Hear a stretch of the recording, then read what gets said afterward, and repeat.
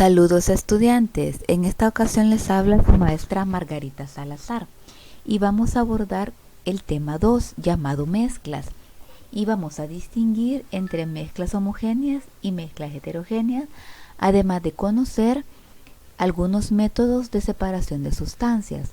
Iniciemos entonces. Las mezclas las podemos clasificar en homogéneas y heterogéneas y estas mezclas y sus componentes pueden presentarse ya sea en estado sólido, en estado líquido o en estado gaseoso. Algo muy importante a tener en cuenta es que toda mezcla, ya sea homogénea o heterogénea, está formada por un soluto y un solvente, donde el soluto lo encontramos en menor cantidad y el solvente en mayor cantidad. Bueno, iniciemos con los tipos de mezclas.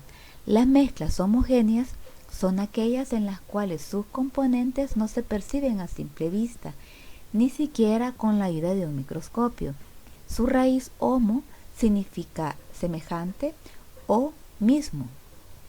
En una mezcla homogénea, nosotros o el ojo humano no es capaz de distinguir los componentes que la forman. No podemos distinguir al soluto del solvente. Conozcamos algunos ejemplos. En las mezclas homogéneas de tipo sólida, como el bronce, aquí hay un ejemplo, no podemos distinguir en esta aleación, en esta llave de paso, la aleación de cobre y estaño.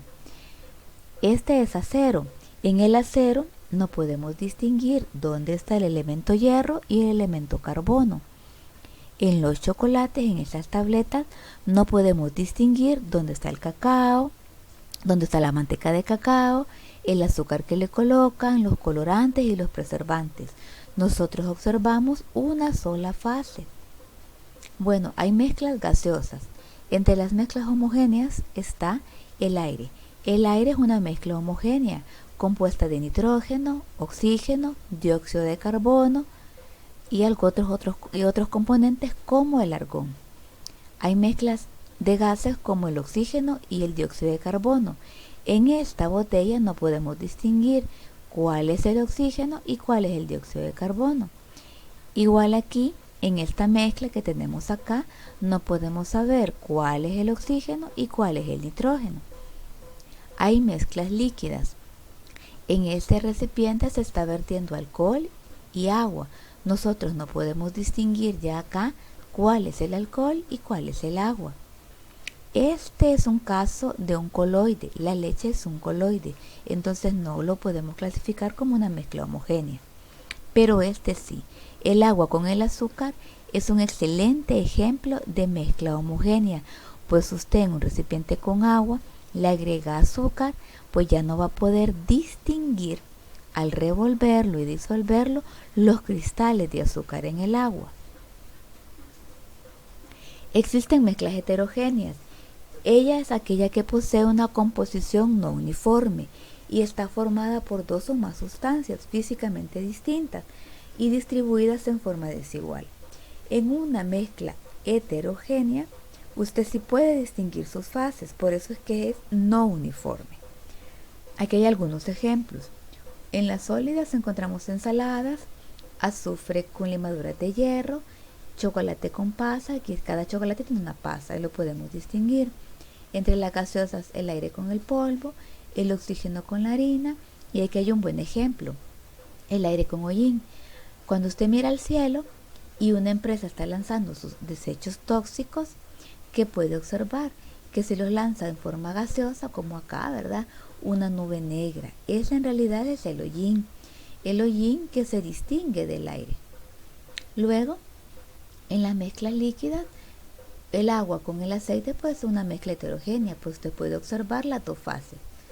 Luego, el agua con arena podemos distinguir las dos fases también. Y el agua con la gasolina, por densidad, aquí podemos distinguir a las dos fases que componen a esta mezcla heterogénea. Ahora vamos a hablar de los métodos de separación de los componentes de una mezcla. Hay varios tipos de clasificación. El primero es la separación sobre la base de transformación de las sustancias. En este caso, la sustancia se transforma para separarse a través de una reacción química. Ejemplo, la precipitación en un compuesto, es decir, la formación de un sólido en el seno de una solución, tiene lugar en dos etapas. Bueno, acá, ¿qué podemos afirmar con la precipitación? En la precipitación sucede que yo hago reaccionar a mi sustancia. Aquí algunos ejemplos, tengo en el tubo de ensayo esta sustancia. ¿Y qué sucede? La hago reaccionar, se transforma químicamente una de las sustancias que lo compone y al transformarse precipita, o sea que se va al fondo. En este caso se ha ido un precipitado de manera sólida, pero en este de manera líquida. Yo he visto que al final está en el seno de mi sustancia una diferencia. Aquí hay un color, aquí hay otro. Y es porque uno de mis componentes de mi mezcla ha precipitado. Ahora vamos a conocer otros métodos clasificados como las separaciones sin transformar la sustancia. Vamos a conocer primero las separaciones basadas en efectos cinéticos. Estos basados en efectos cinéticos se refieren a una diferencia de velocidad con que sedimentan ciertas partículas y lo hacen a través de una membrana, o no. El primero es la decantación. La decantación es una técnica mediante la cual se separa un sólido de un líquido sobrenadante. Esto se logra haciendo una inclinación cuidadosa del recipiente que lo contiene y la muestra se separa. Aquí hay un ejemplo de en qué consiste la decantación. Otro método es la filtración. La filtración es una de las técnicas mediante la cual se separan sustancias sólidas de líquidos en una mezcla. Se realiza mediante filtros circulares de papel especialmente porosos colocados en un embudo. El tamaño de mi filtro, ya sea pequeño o grande, depende de la cantidad de precipitado a filtrar. Es decir, el filtro debe ser lo más pequeño posible para evitar la dispersión de la sustancia. Aquí vemos los ejemplos. Tengo papel filtro, lo acomodo en mi embudo y luego realizo mi filtración. Otro método se llama centrifugación. En este método de centrifugación es cuando mi filtración ya no me es eficaz. Entonces se ocupa para análisis micros o semimicros, donde las partículas son extremadamente pequeñas y se realiza con un aparato denominado centrífuga que rotan a gran velocidad. La centrifugación tiene ventajas de ser más rápida y permite separar también cantidades muy pequeñas de precipitados prácticamente sin pérdidas. Entonces aquí está el aparato, mediante un movimiento que es muy rápido, hace precipitar a la sustancia. Otro método se llama tamizado. La tamización o tamizado es un método físico para separar mezclas, en el que se separan dos sólidos formados por partículas de diferente tamaño. Consiste en hacer pasar una mezcla de partículas de diferente tamaño por un tamiz, también llamado colador. Las partículas de menor tamaño pasan por los poros del tamiz atravesándolas y las grandes pues van a quedar atrapados en el tamiz. Aquí tenemos algunos ejemplos de tamices.